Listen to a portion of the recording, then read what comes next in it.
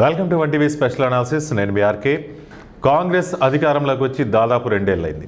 ఇంకా 3 ఏళ్ల పాలన మిగిలి ఉంది. ఈ తరుణంలో జూబ్లీ హిల్స్లో ఉప ఎన్నిక రూపంలో అటు కాంగ్రెస్ కావచ్చు, ఇటు బీఆర్ఎస్ కావచ్చు, ఇంకా బీఆర్ఎస్ బీజేపీ ఇవన్నీ కూడా తమ అభ్యర్థులతో బరిలోకి దిగి ప్రజల్లో తమ పార్టీపై ప్రజలకున్న ఆదరణ నిరూపించాలని ఎదురుచూస్తున్నాయి. అయితే ఎన్నికల్లో కాంగ్రెస్ పార్టీ దూకుడు కాస్త తగ్గింది అంటున్నారు రాజకీయ విశ్లేషకులు. మరి ఎందుకు ఏంటి అనేది పరిశీలిస్తే అధికార పార్టీ ఏదైనా కానీ తాము చేసింది చెప్పుకోవడానికి, రాబో రోజుల్లో చేసేది కూడా ప్రజల ముందు విప్పడానికి కానీ బలమైన వేదిక అనేది ఒకటి ఉంటుంది. అదే ఉప ఎన్నిక.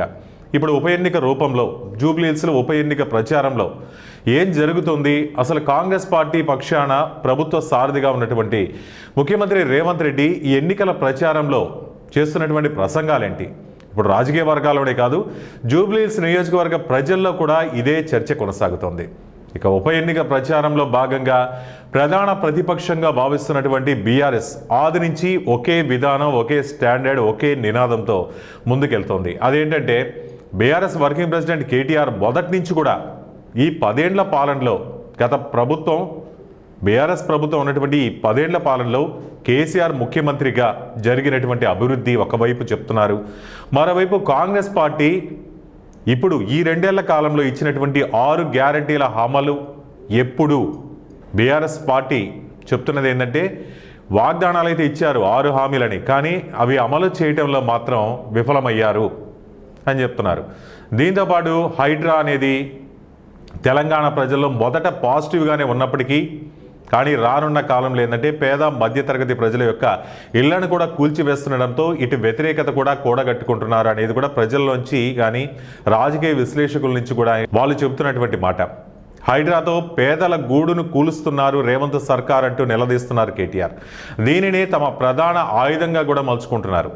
రోడ్ షోలో కూడా ఈ 2 ప్రధానమైన ప్రజల ఎజెండాపై మాట్లాడుతున్నారు. ఈ 2 ఎజెండాలుగా బీఆర్ఎస్ తీసుకుంటుంది. వీడియోలు కూడా ప్రదర్శిస్తున్నారు. నేను ఇప్పుడు ప్రధాన ప్రతిపక్షం చేస్తున్న విమర్శలు కానీ ఈ ఆరోపణలో నిజముందా, అబద్ధముందా, అసలు ప్రభుత్వ పరంగా సమాధానం ఏంటనేది సీఎం కానీ మంత్రులు కానీ తమ ప్రసంగాల్లో చెప్పాలి.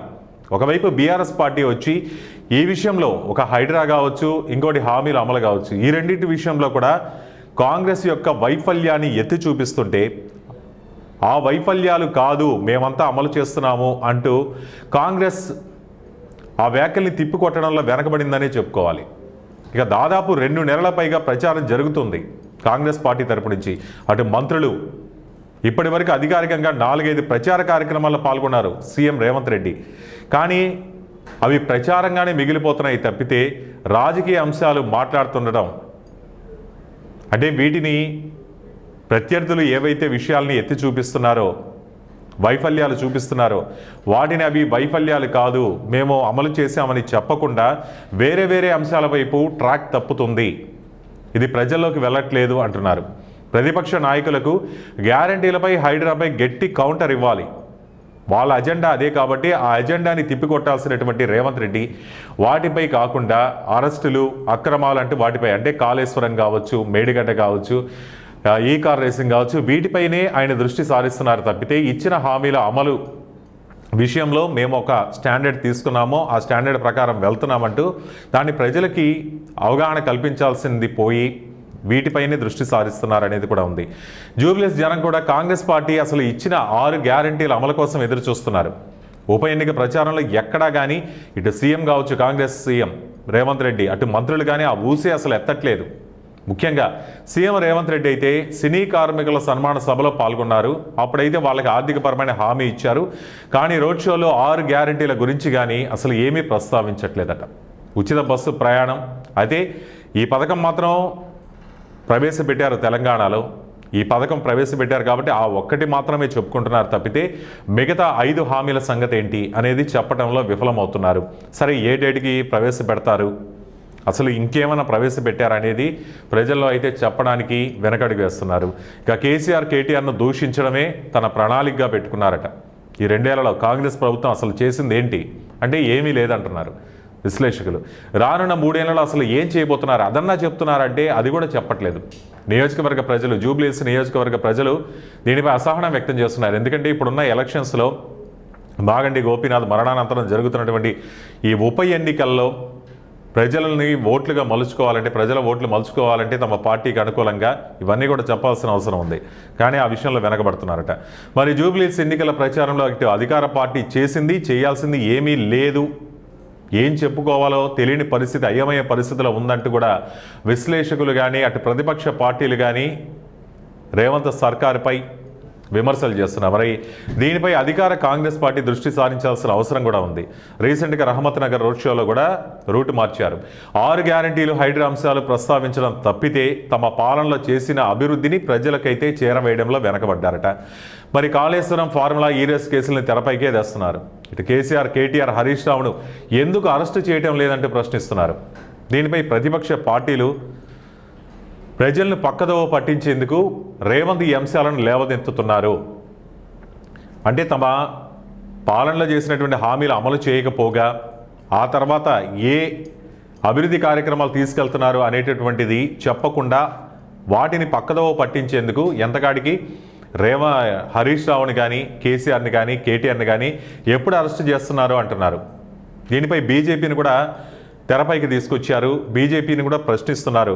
దీంతో కేంద్ర మంత్రి కిషన్ రెడ్డి స్పందించారు కూడా. షేక్పేట రోడ్ షోలో సీఎం రేవంత్ రెడ్డి ఒక అడుగు ముందుకేసి, కిషన్ రెడ్డి నువ్వు నాకు సమాధానం చెప్పడం కాదు, ప్రజలకు చెప్పు, కేసీఆర్, కేటీఆర్, హరీష్ను ఎందుకు అరెస్ట్ చేయటం లేదు, మోదీ, అమిత్ షాతో దీని గురించి చర్చించాలంటూ కూడా ఆయన కొన్ని వ్యాఖ్యలు చేశారు. దీంతో అసలు జూబ్లీహిల్స్ ఎన్నికల ప్రచారంలో చర్చ జరగాల్సిన అంశాలేంటి, ఈ కేసుల అంశాన్ని ఎందుకు తెరపైకి తెచ్చారు, అసలు చేయాల్సినటువంటి ప్రచారం చేసుకోకుండా ఇప్పటికీ ప్రస్తుతానికి అవసరం లేని అంశాలనే తీసుకొని వస్తున్నారు. దీనివల్ల కాంగ్రెస్ వెనకడిగేస్తుంది ఈ ఎలక్షన్స్లో అంటున్నారు. మరి గత 22 నెలలుగా రాష్ట్రంలో అభివృద్ధి, సంక్షేమాన్ని మరిచి కేవలం కేసులతోనే కాలయాపన చేశారు కాంగ్రెస్ ప్రభుత్వం. సమయం వచ్చినప్పుడల్లా రేవంత్ ప్రభుత్వానికి అండగా నిలిచింది కేంద్రంలోని మోదీ ప్రభుత్వం. ఇప్పుడు జూబ్లీహిల్స్ ఉప ఎన్నిక సమయంలో కూడా రాజకీయ పబ్బం కోసం మరోసారి ఈ కేసుల్ని తెరపైకి తెచ్చినట్లు స్పష్టమవుతుందంటున్నారు. అలాగే కాంగ్రెస్ బీజేపీతో కుమ్మక్కైంది. అందుకే తెలంగాణ బీజేపీ అధ్యక్షుడు కిషన్ రెడ్డి సాయం కోరుతున్నారు. కాంగ్రెస్ పార్టీ బీజేపీ పార్టీ యొక్క సహకారంతోనే తప్పుదోవ పట్టిస్తున్నారు, దీన్నంతా డైవర్షన్ పాలిటిక్స్ చేస్తున్నారంటూ విమర్శిస్తున్నారు. ఎప్పటి నుంచో చెప్తుంది బీఆర్ఎస్ పార్టీ.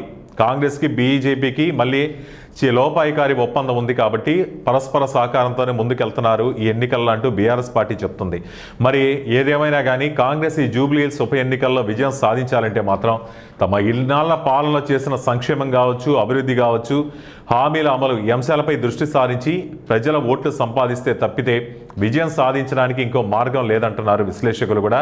మరి చూడాలి రేవంత్ ఈ సవాళ్లను ఎలా అధిగమిస్తాడో, ఇంకేదైనా ఎత్తులతో ప్రతిపక్షాలకు చెక్ పెడతాడో ఏంటో అనేది మరి రానున్న రోజులు, అంటే ఇంకా కొన్ని రోజులే ఉంది, వారం రోజులు కూడా లేదు కాబట్టి మరి ఎలాంటి ఎత్తుగడలతో రేవంత్ రెడ్డి ముందుకెళ్ళి కాంగ్రెస్ పార్టీకి జూబ్లీహిల్స్ ఉప ఎన్నికల్లో విజయాన్ని కట్టబెడతారో, లేకపోతే ఇదే విధంగా ఈ డైవర్షన్ పాలిటిక్స్ అంటే ప్రతిపక్షాలు చెప్తున్నట్లుగా ఇలాంటి ఎత్తుగడలతో వెళ్తే మాత్రం కాంగ్రెస్ పార్టీకి అయితే కష్టమే అంటున్నారు. మరి ఈ అంశంపై మీ అభిప్రాయాలు కామెంట్ రూపంలో తెలియజేయండి. చూస్తూనే ఉండండి 1TV న్యూస్.